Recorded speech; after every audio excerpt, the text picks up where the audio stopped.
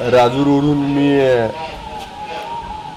सांगलीच्या कार्यक्रमाला जात असताना निळवंड्याच्या दरम्यान गेलो, तर तिथं मला थोडीशी गर्दी दिसली म्हणून मी विचारलं की बाबा काय दारू बिरू विक्री आहे? नाही म्हणे तिथं.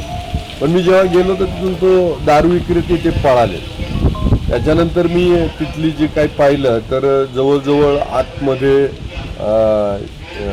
100-1 बॉटल्स होत्या आणि आतमध्ये स्कॅनर होता पैसे पे करायला आणि त्याच्यावर नाव होतं सूरज. त्याचा नंबर पण फोन नंबर मी पोलिसांना दिला आहे.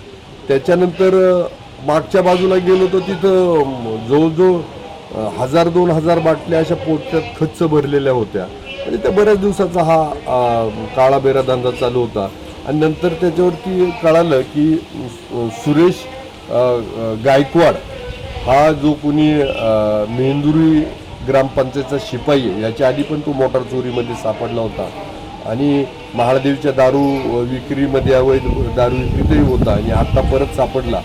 आणि मग पोलिसांना मी तिथून फोन केला की त्याला कुठं आहे तिथं पकडा.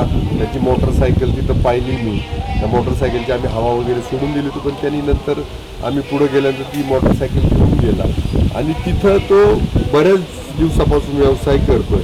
आणि आमचं म्हणणं आहे की बीट हवालदाराचा त्याला अभय असल्याशिवाय तो हा धंदा करू शकत नाही.